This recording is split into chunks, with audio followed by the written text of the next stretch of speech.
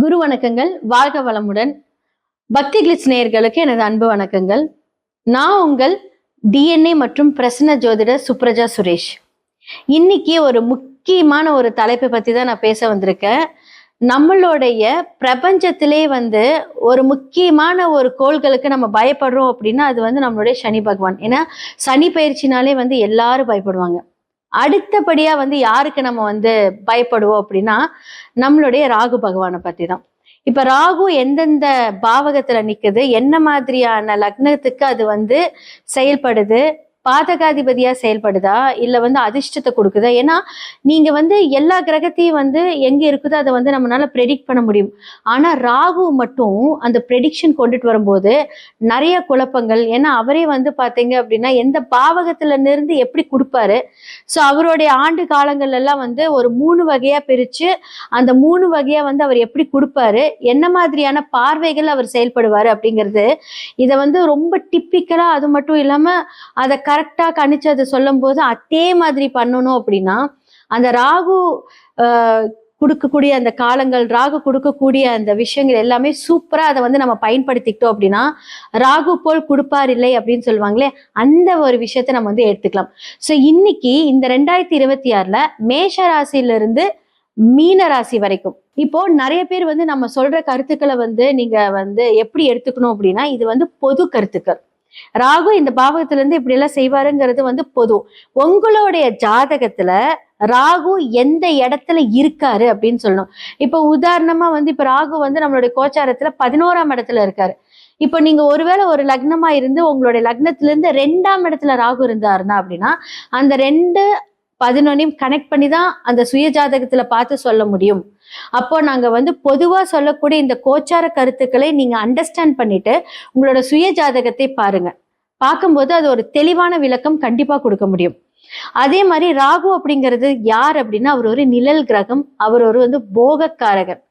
அவர் ஒரு கற்பனை நாயகன். அவர் ஒரு லக்ஸூரியஸ்க்கு ஒரு தலைவன், ஆடம்பர வாழ்க்கைக்கு உரியவன். அவரோட திங்கிங்க்கு ஒரு கட்டுப்பாடே கிடையாது. ராகு அப்படிங்கிறது நம்மளோட எண்ணங்கள். நீங்க சொல்றீங்க பாத்தீங்களா, எதெல்லாம் நீங்க மேனிஃபெஸ்ட் பண்றீங்களோ அதெல்லாம் நடக்கும் அப்படின்னு. இதுக்கு எல்லாமே உகந்தவர் நம்மளுடைய ராகு பகவான் தான். ஏன்னா பொதுவா ராகு எந்த இடத்துல இருந்து, ஒருவேளை எக்ஸாம்பிள் 5ஆம் இடத்துல இருந்துன்னா ராகு கற்பனையிலே கொடுத்துக்கிட்டே இருப்பார்.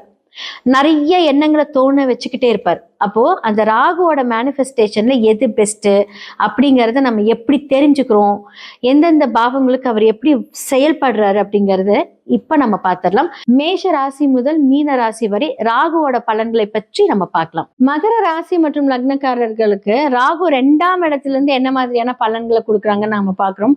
பொதுவா லக்னத்துல 2ல ராகு அமைந்தாலே அது உங்களுக்கு ராகு கேது தோஷ ஜாதகம் சொல்லுவாங்க. பட் இது கோச்சார ராகு தான். இப்ப 2ஆம் இடத்துல இருக்கும்போது வார்த்தைகள் தேவையில்லாம கவனமா இருக்கணும் அப்படின்னு நம்ம சொல்லுவோம். அதே மாதிரி நான் நேத்து தான் போய் இவரை மீட் பண்ணிட்டு வந்தேன், எனக்கு இப்படிதான் அப்படிதான் அந்த பேராசையான வார்த்தைகள் மகர லக்னத்துக்கு இந்த காலகட்டத்துல இருக்கும்.